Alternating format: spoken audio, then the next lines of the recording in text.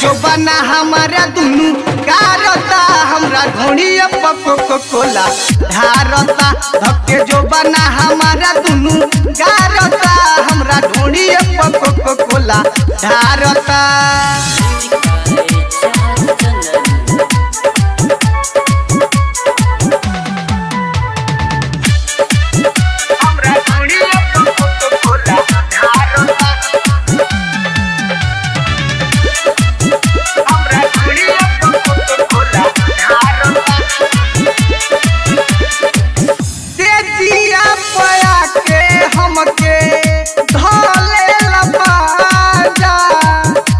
पनिया के हमार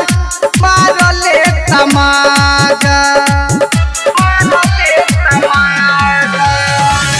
तेजिया परावते हमके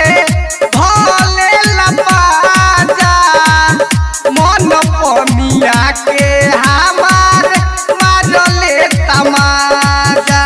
के देखते ही जीव मोर डरता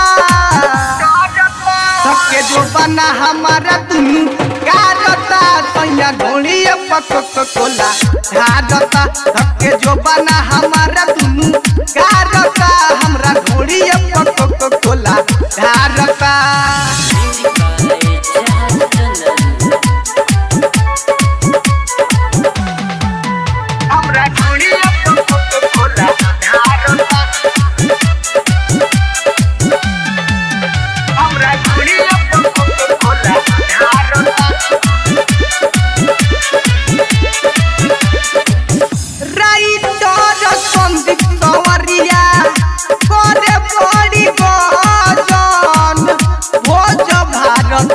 के जैसन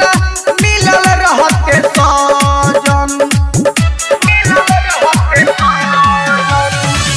राइटर संदीप संवरिया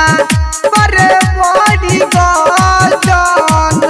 भोज भारती के जैसन मिलल न सजन अनिल मनीषा देखे के हरता धक्के जो बना हमारा दुनू कारता हमरा ढोड़िया में कोला धारता धक्के जो बना हमारा